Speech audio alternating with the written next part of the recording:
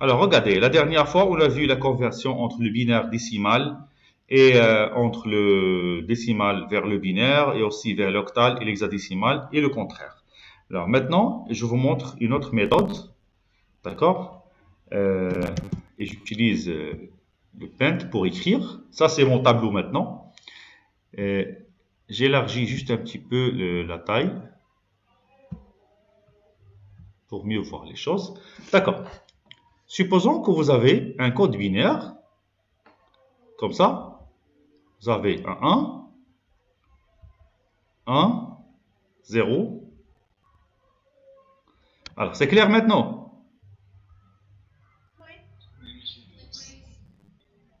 Voilà. Ça, c'est un code binaire.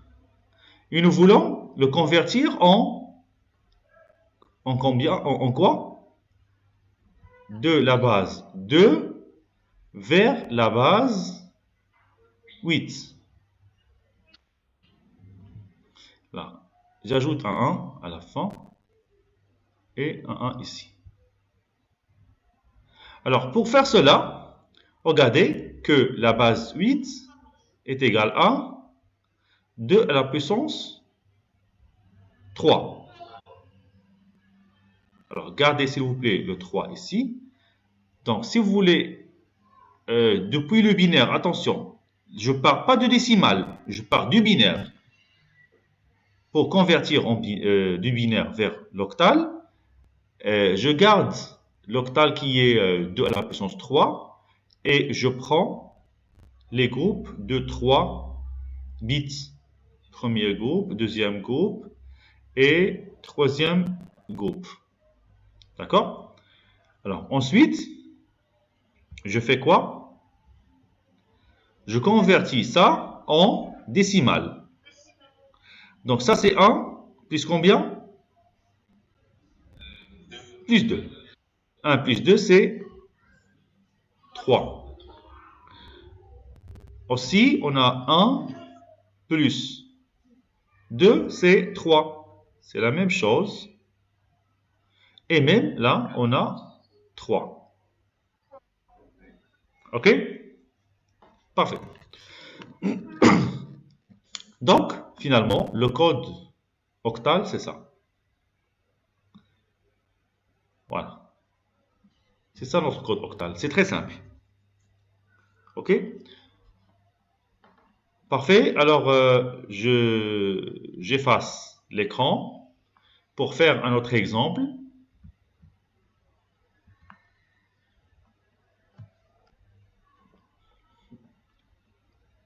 Je prends la conversion du code binaire. Attention, élargir un petit peu. Depuis le code binaire vers le code hexadécimal. Maintenant, c'est autre chose. OK? Voilà, donc 16 est égal à 2 à la puissance 4.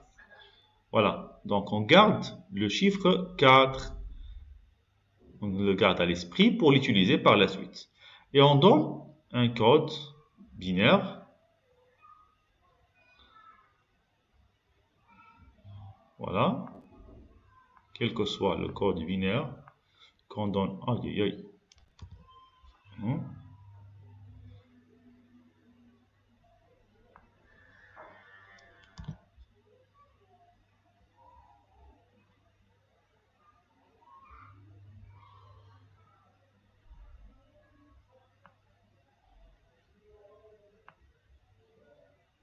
Voilà. C'est ça le code binaire. Alors, qu'est-ce qu'il faut faire par la suite? Voilà, donc il faut choisir les groupes maintenant de 4 bits parce qu'on veut convertir à 16, qui est 2 à la puissance 4. On fait la même chose ici et voilà le reste. Alors, on va calculer maintenant 1, 1, 1. Donc, on a combien ici? On a 1 plus 2, c'est 3. 3 plus 4, c'est 7. 7 plus 8, c'est 15.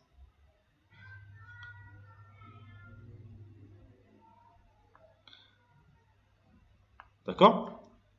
Encore ici, c'est presque le même nombre, sauf qu'à la place de 1, ici, on a 0. Donc, qu'est-ce qu'il faut faire? C'est normalement 15. Mais si le premier à droite, c'est à 0, donc ça devient 14. C'est moins 1. Donc, c'est 14. Comme ça. Et à la fin, on a combien ici? 1, 2, 4. Donc, c'est 4. Alors, c'est quoi le code binaire maintenant? Pardon, le code hexadécimal.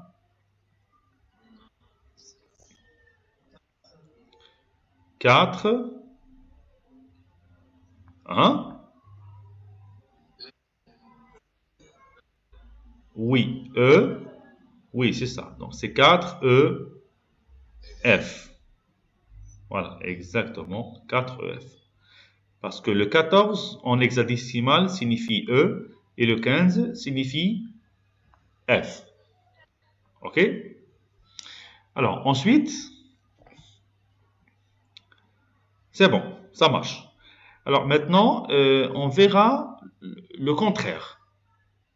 Le contraire, c'est-à-dire, euh, voilà, donc tout d'abord, je recommence de l'octal vers l'hexadécimal.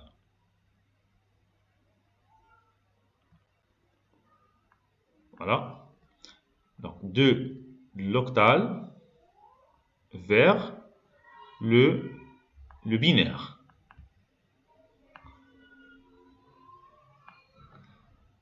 Donc, je mets, par exemple, ici 2, 5, 7. Alors, c'est très facile. Donnez-moi le code binaire de ce que vous voyez ici. Ça, c'est en octal. Je peux mettre entre parenthèses octal ici.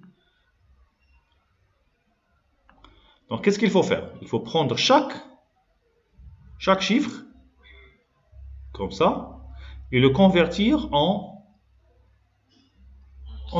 binaire. Et bien sûr, en respectant 3 bits. Il faut convertir en binaire dans 3 emplacements, 3 bits. Alors, prenons 2, 5, 7. Donc, le 7 en binaire, c'est 1, 1 et 1. Le 5, c'est le 1, 0, 1. Et le 2, c'est le 1, 0. D'accord? On peut compléter le troisième bit par 0. Et si ça c'est le dernier 0 à gauche, donc c'est pas la peine d'écrire. Parce que à gauche, il n'y a rien. Donc c'est le dernier. OK? Je prends un autre exemple. Je prends par exemple 3, 2, 1 en octal et on veut la convertir en binaire. Donc, je fais quoi? Qu'est-ce que j'écris ici? C'est ça, exactement. C'est 0, 0, 1. Pourquoi on a ajouté les deux zéros? Pour compléter 3. Pour chaque élément ici, il faut mettre 3 bits. Alors là, aussi, on met 1, 0, et on complète par 0. Et pour le 3, c'est un 1, et on complète par 0, donc c'est pas la peine. Donc tout cela, c'est ça le code binaire. OK? Alors de la même façon, si vous voulez travailler, voilà, de 16, de la base 16, vers la base 2.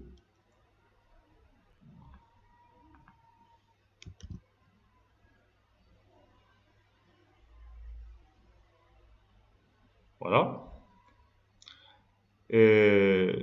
Je fais un exemple. Donc, par exemple, 2 à F. Non, c'est juste, je mets E à 5. Ça, c'est un code hexadécimal. Voilà. Donc, il y a deux notations. Soit j'écris ici 16, ou bien j'écris H. Parfois, dans les ouvrages, ou bien dans quelques sites web, vous pouvez trouver H. Alors, comment convertir? Je prends le premier chiffre, qui est 5. Donc, 5, normalement, c'est 1, 0, 1. C'est tout? Ah, donc il faut mettre 0 à la fin. Pourquoi? Parce qu'on a 16 qui est 2 à la puissance 4. Donc il faut représenter chaque élément ici par 4 bits. D'accord? On ne met pas les 0 à droite, mais on les met à gauche. Pour le 1, A c'est 10. Et pour avoir 10, 10 c'est 2 plus 8. Donc, c'est 2 plus 8. Donc je mets 0, 1, 1, 0, 1. Voilà, exactement. 0, 1, 0, 1. Et pour le dernier 2, c'est très simple. Je mets 0, 1. Voilà. Voilà, tout ça, c'est le code binaire. Vous avez remarqué que c'est très simple maintenant, la conversion entre la base hexadécimale ou bien l'octal vers la base 2 ou bien le contraire, de 2 vers la base hexadécimale et octale. D'accord? Parfait. Alors on passe maintenant vers une autre chose. C'est ça.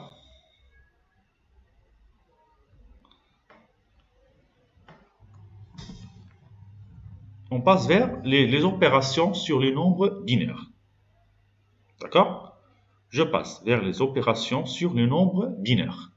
Alors, l'addition. Si vous avez 0 plus 0, le résultat est 0. 0 plus 1, 1. 1 plus 0, c'est 1. Hein? Donc, je sais très bien que même les enfants de 4 ans, 5 ans peuvent savoir ça. Mais 1 plus 1, 1 plus 1, ça fait combien?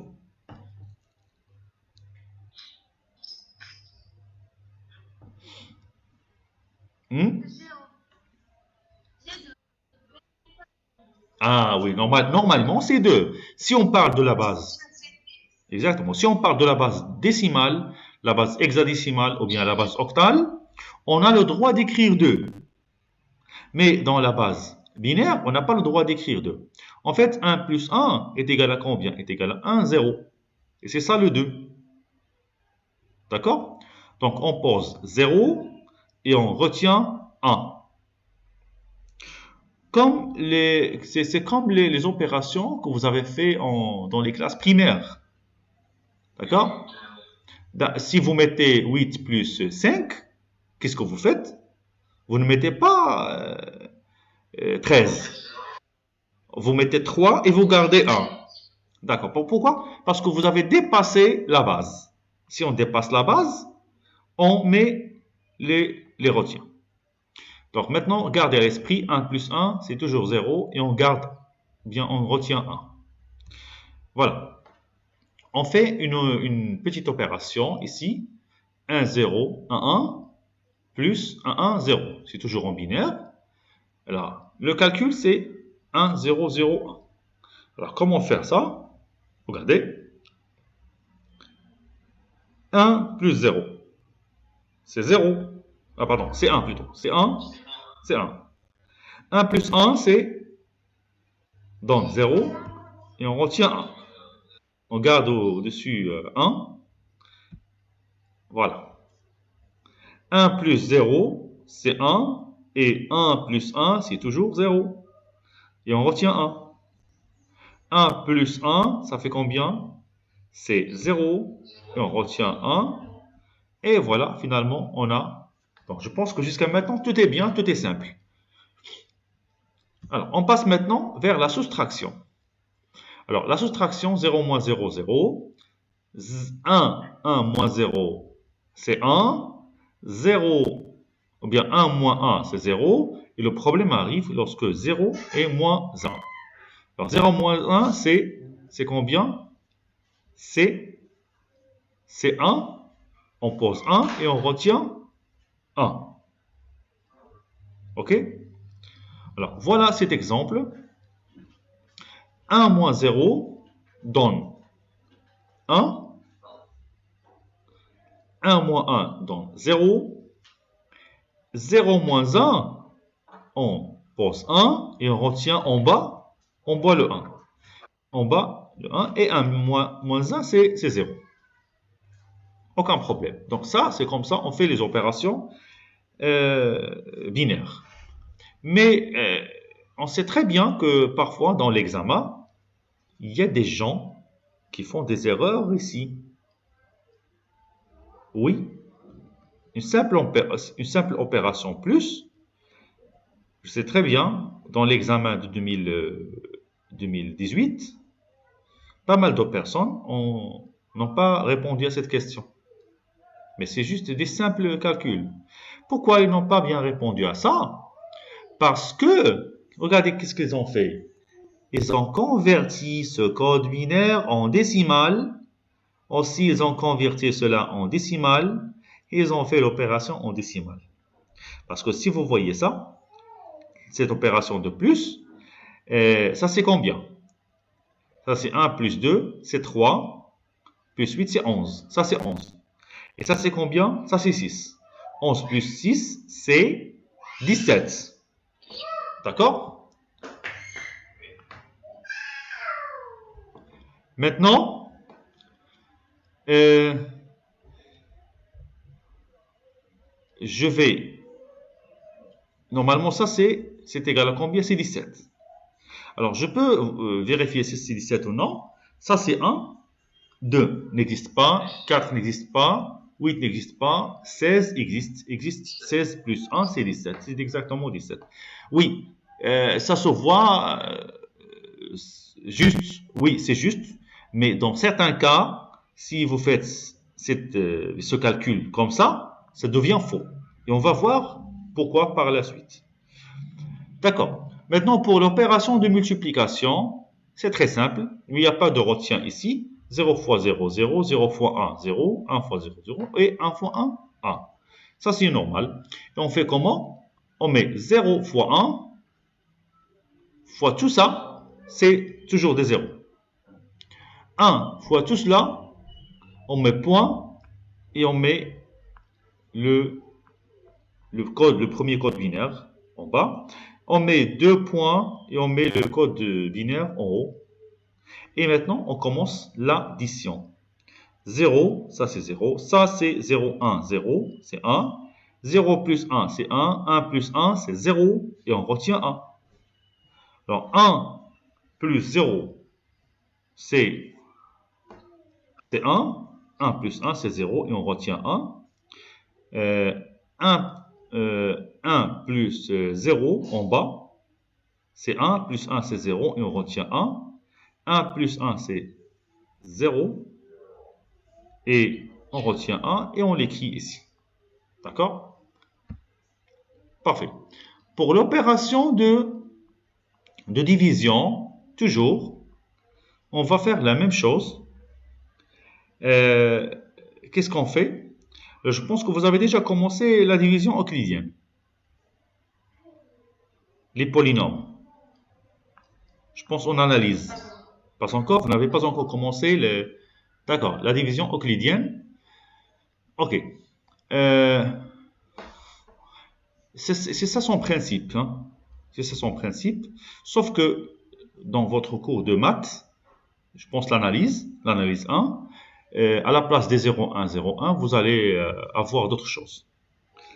Alors regardez, la première des choses, je mets les deux nombres comme on a l'habitude de faire dans la division normale.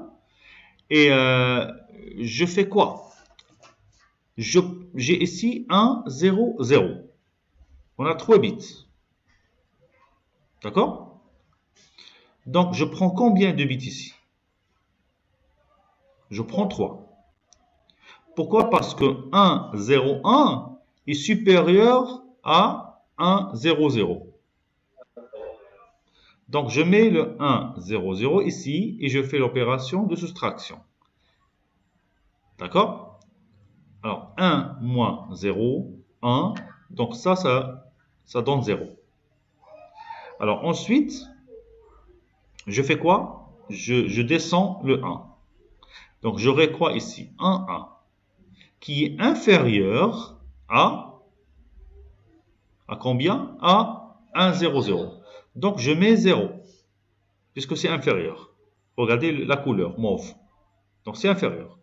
Donc, c'est comme si je multiplie par 0 et je soustrais pour avoir ça. D'accord? Alors, je descends le 0 pour avoir 1, 1, 0. Donc, c'est supérieur à 1, 0, 0. Donc, là, maintenant, je peux faire la soustraction. Donc, je soustrais 1, 0, 0. 0 moins 0, 0. 1 moins 0, 1. Et 1 moins 1, 0. Alors, j'obtiens ici un 0 et je descends le 0. J'aurai un 0, 0 qui est bien un 0, 0 ici. Et donc, à la fin, j'aurai 0. Donc, comme vous remarquez, c'est une opération très très simple et facile. D'accord? Donc, pour faire la division, regardez. 1, 0, 1, 0. Donc, on corrige.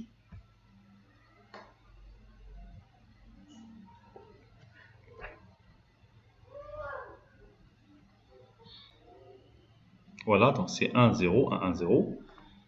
Alors, je commence par écrire le numéro, bien le premier nombre, qui est bien 1, 3, 0, 1, 0. Alors, 1, 1,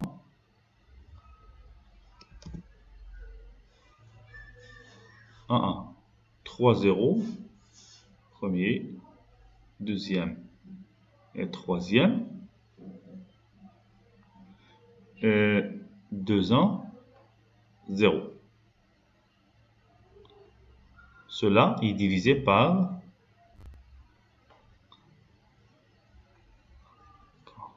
combien? Par 1, 0, 0, 1. 1, 0, 0 et 1. Alors, la première des choses, je remarque que ces 3, ces 4 sont supérieurs à ça. D'accord? Donc, je mets 1. 1 fois tout ça, ça fait 1, 0, 0 et 1. Je fais la soustraction. Est-ce qu'il y a une réponse? Nejwa, non, c'est faux. Alors, ah, d'accord, ok. Alors, 0 moins 1, ça fait combien? Vous vous rappelez ou non? Hein? Ah, et on garde? Regardez, regardez. 0 moins 1, c'est 1. Et on retient 1.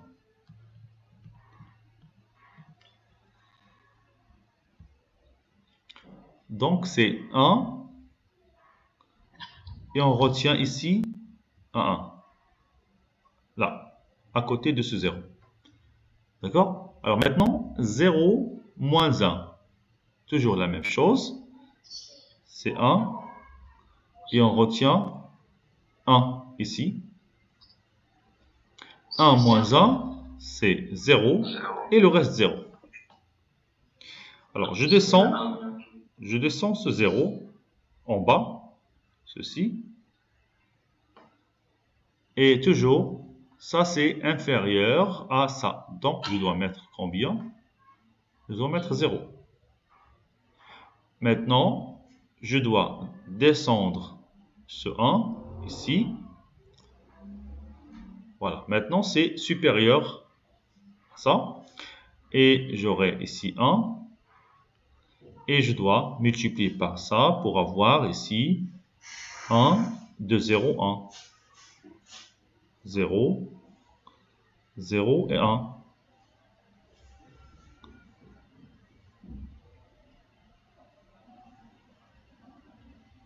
1 moins 1, 0, 0 et 1. Voilà, donc c'est pas la peine d'écrire ça, c'est 0. Alors je descends le 1 pour avoir ça. Donc c'est la même chose que ça. Donc je mets 1. Et je multiplie pour avoir la même chose ici. 1, 0, 0 et 1. Je fais la soustraction pour avoir ici 0. Donc, je descends le dernier 0 et divisé par ça, c'est 0.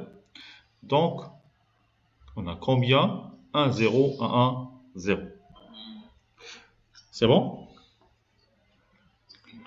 Voilà, donc on passe maintenant vers un autre exercice. Je pense qu'on a déjà fait ça. C'est presque la même chose. C'est à vous de refaire. Il y a déjà la calculatrice d'accord, de Windows 10. Et vous pouvez aller vers ici le menu. Il faut aller vers Données. Voilà, Données. Et là, vous pouvez convertir de... non, c'est pas ça. Pardon. C'est les données, c'est pour les capacités. Là, on peut aller vers programmeur. Oui, programmeur. Et voilà, j'écris un nombre en décimal, par exemple. J'écris 315. Et automatiquement, c'est ça. C'est en hexadécimal, c'est 13B. En octal, c'est 4. Attends, c'est pas 13, c'est un 3B. En octal, c'est 4, 7, 3. Et en binaire, voilà. Ou bien vous pouvez écrire en binaire. Et vous écrivez 1, 0, 0, 1, 0. Et voilà, vous pouvez le convertir en décimal. Alors, vous pouvez manipuler la calculatrice de Windows 10 et faire cet exercice. Et c'est la calculatrice qui vous donnera la réponse. Alors, regardez, maintenant, on passe à l'étendue des nombres. Vous avez remarqué que tout à l'heure, on a vu l'overflow. On a dit que lorsqu'on dépasse la capacité de notre mémoire, ça s'appelle overflow. Alors, pour un nombre binaire codé sur n bits, d'accord, regardez, pour un nombre codé sur n bits, on a 2 à la puissance n combinaisons différentes. Donc, avec 4 bits, on peut avoir combien de nombres? Avec 4 bits seulement, on peut avoir de 0 à 15. Alors, je vous explique. Je vous explique autrement. Alors, j'efface. Alors, avec seulement 2 bits. 2 bits, ça veut dire que vous avez 2 cases. Mémoire de petite place, où chaque place ne peut comporter que 0 et 1. Alors ici, on peut avoir soit 0, soit 1. Donc, soit on a 0, 0, soit 0, 1, soit 1, 0, ou bien 1, 1. Alors finalement, on a combien de possibilités? On a 2 à la puissance 2. Et le 2 que vous voyez ici, c'est quoi? C'est ça, c'est le nombre de bits qu'on a. Supposons qu'on a 3 emplacements, 3 bits. On a combien de possibilités? Ah, voilà, on a 2 à la puissance 3. Et ainsi de suite. Donc, quel est le nombre minimum? C'est 0. Et le maximum, c'est combien?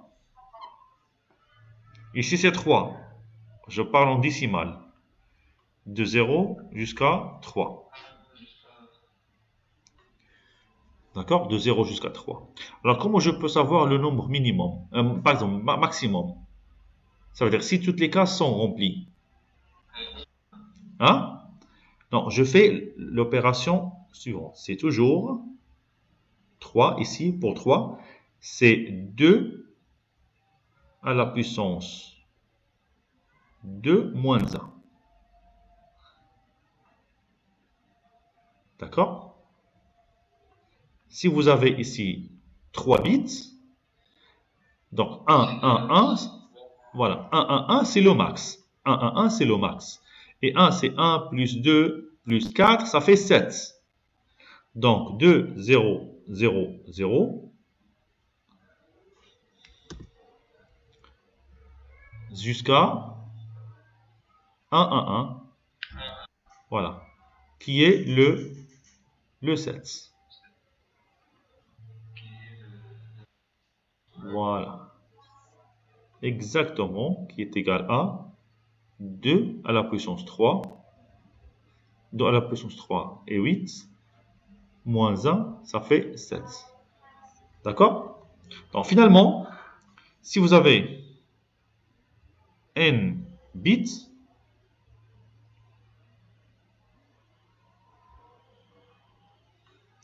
hein, quel est le nombre maximum? Voilà, exactement, n moins 1. Voilà, vous avez compris maintenant le... Hein? Alors, Yahya, tu n'as pas compris l'overflow. L'overflow, regarde. Si tu as... Hein? Voilà. Ok, ok. Tu ne comprends pas l'overflow. Donc, je t'explique par un exemple très simple. Je te dis pourquoi les étudiants font des erreurs à l'examen. Alors, supposons qu'on travaille, qu'on veut faire l'opération sur, d'accord, sur 2 bits. Alors, dans l'exemple précédent, on a fait les opérations sur 8 bits. Maintenant, on va travailler seulement sur 2 bits. D'accord? Ça veut dire qu'on a une mémoire de 2 cases. 2 cases seulement. C'est ça notre mémoire. D'accord? Supposons que nous voulons faire l'opération suivante. 1 plus 1, 2. Pardon, 1, 0. Et nous voulons, bien, je veux que vous calculiez ça. Alors, bien sûr, qu'est-ce que vous faites? Vous faites l'opération normale, 1 plus 1 plus 1, 0. Comment? Voilà. Voilà, donc 1 plus 0, c'est 1. Ça, c'est 0. Et ça, c'est 1. Voilà. Alors, si à l'examen, tu as répondu par 1, 0, 1, ça, c'est faux. Pourquoi? C'est ça, overflow. D'accord. Donc, tu mets le 1 ici, le résultat, le 0 ici, mais le dernier 1 où tu vas le mettre. Tu n'as pas suffisamment d'espace. Donc, ça c'est ce qu'on appelle l'overflow ou bien débordement de l'espace mémoire. Ok? Je vous en prie. Alors maintenant, l'étendue du nombre, j'ai dit que pour un nombre binaire codé sur n bits, on a 2 à la puissance n combinaisons possibles. Avec 4 bits, il y a 16 combinaisons de 0 jusqu'à 15. Avec 8 bits, il y a combien de combinaisons? 256. Pourquoi? Parce qu'on calcule 2 à la puissance 8. 2 à la puissance 8, c'est 256. Donc, c'est de 0 jusqu'à 255. Le 200, pourquoi 255? Parce on fait un moins 1 à la fin. 2 à la puissance n moins 1. C'est ça, c'est le nombre maximum. Et ainsi de suite. Alors, pour les nombres entiers non signés. Alors, regardez. Alors là, j'ai deux possibilités. Jusqu'à maintenant, regardez, on n'a parlé que des nombres entiers, non signés. Alors, un nombre entier non signé, il nous reste encore 5 minutes. Alors, pour un nombre entier non signé, ça veut dire qu'il n'a pas de signe, qui est toujours positif. Et pour les nombres signés, entiers signés, ce sont les nombres entiers avec le signe. D'accord? Alors, pour les nombres non signés, positifs, l'intervalle de nombres qui peuvent être stockés est entre 0, c'est le minimum, et 2 à la puissance n moins 1. Et vous avez remarqué qu'on vient de calculer ça. Je vous ai montré par un exemple simple comment calculer le nombre maximum. Et le nombre minimum, c'est toujours 0 pour un nombre non signé. Ça veut dire plus, toujours positif. Hein? Et pour les nombres relatifs, pour les nombres entiers signés, il y a une autre chose. Donc, on peut diviser l'intervalle en mettant la moitié au-dessous de 0 et l'autre moitié au-dessus de 0. Donc, si on prend un exemple simple,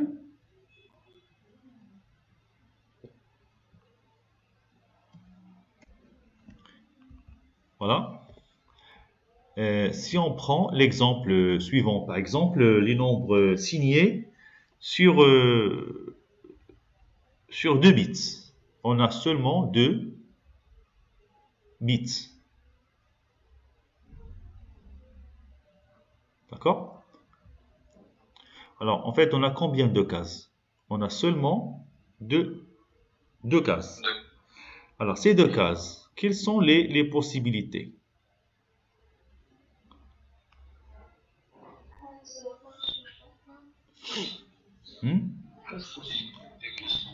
Voilà, on a 4. Voilà. On a 4 possibilités.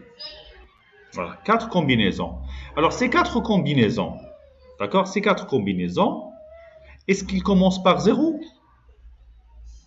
Le nombre minimum.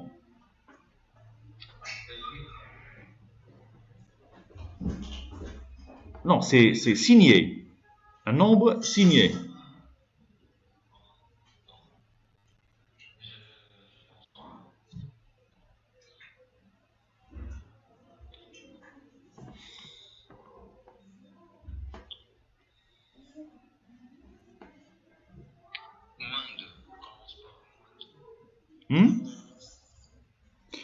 Voilà, donc si vous prenez 4, on a moins 2, moins 1, 0 et 1. D'accord? Donc finalement, le minimum, c'est quoi? C'est toujours moins 2 à la puissance, dans ce cas, à la puissance 1. Hein? N moins 1. Voilà. Et le max, le nombre maximum, c'est... Voilà. C'est ça, c'est 2 à la puissance n,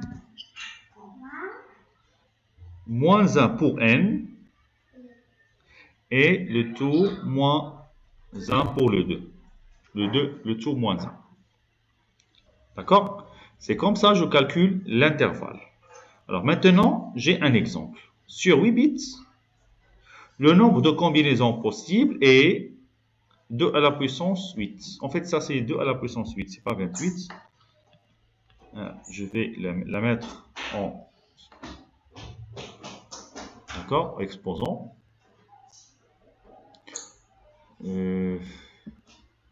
ça.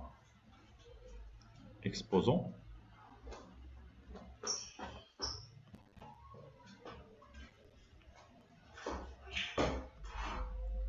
Deux à la plus 8. 2 à la puissance 8 est égal à 256. Donc finalement, qu'est-ce qu'on fait? Si pour un nombre positif, si on n'utilise que les nombres positifs, il commence à partir de 0 jusqu'à 255. Ça, c'est OK. Mais si vous voulez stocker même les nombres négatifs, donc il faut commencer à partir de la moitié de ça. La moitié du nombre possible de combinaison, qui est 128. Et on met moins 128. Et là, on met 127. Ça veut dire on soustrait 1. D'accord? Aussi, un autre exemple, pour les nombres non signés et pour les nombres signés, si on travaille avec 2 bits, ça c'est non signé, positif, entre 0 et 3, pour 3 bits, entre 0 et 7, et pour 4 bits, entre 0 et 15, et pour 5 bits, entre 0 et 32. Mais pour les nombres signés, entre moins 2 à 1, ici, comment j'ai pu savoir ça? On a 3 bits, 2 à la puissance 3, ça fait combien? C'est pas 2 à la puissance 3, c'est 2 à la puissance 2. C'est 4, donc je mets moins 4. Et là, je prends la valeur absolue de ça, moins 1. Ça c'est 4 bits, donc je mets 2 à la puissance 3. Toujours, je soustrais 1. Donc ça donne 8. Donc je mets le moins ici, et la valeur absolue de moins 8, moins 1. Et ainsi de suite. Donc finalement, voilà la formule. Alors un exercice, donner le nombre de bits minimum est nécessaire pour représenter les nombres signés suivants. Donc le contraire. Donc je vous donne des nombres, voilà, avec plus ou bien avec moins. Et regardez ce que j'ai dit.